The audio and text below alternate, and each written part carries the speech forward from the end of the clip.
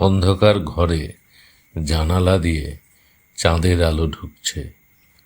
রাত তখন 3টে, ঘরের বাতি নিভে গেছে, কেবল দরজার ফাঁক দিয়ে এক ফালি চাঁদের আলো পড়ছে মেঝেতে। হঠাৎ দরজার উপাসে কার যেন ছায়া নড়ল। দরজার কাছে নড়ে ওঠে ছায়া। পুরনো কাঠের দরজায় ছায়া নড়ে উঠছে।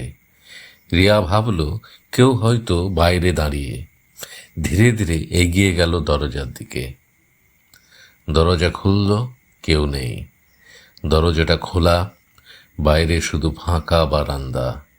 দরজা খুলতেই হাওয়ায় ঝাপটা, কিন্তু বাইরে কেউ নেই। শুধু একটা ঠান্ডা বাতাস ঢুকে এলো ঘরের ভেতর। আয়নায় প্রতিফলন।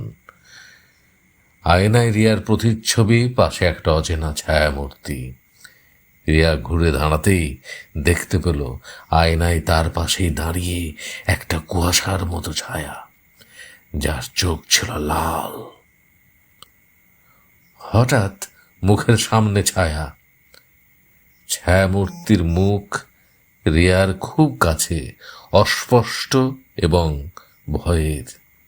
এক পলকে সে বুঝতে পারল এটা মানুষ নয়। চিৎকার করতে যাবে, তার আগেই ছায়াটা গায়ে ঝাঁপিয়ে পড়ল।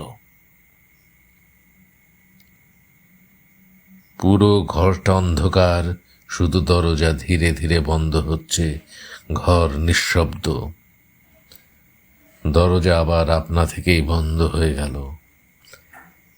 ধীরে ধীরে বাড়তে থাকা হালকা পিয়ানো, দরজার কড়কড় শব্দ, বাতাসের হুইসেল,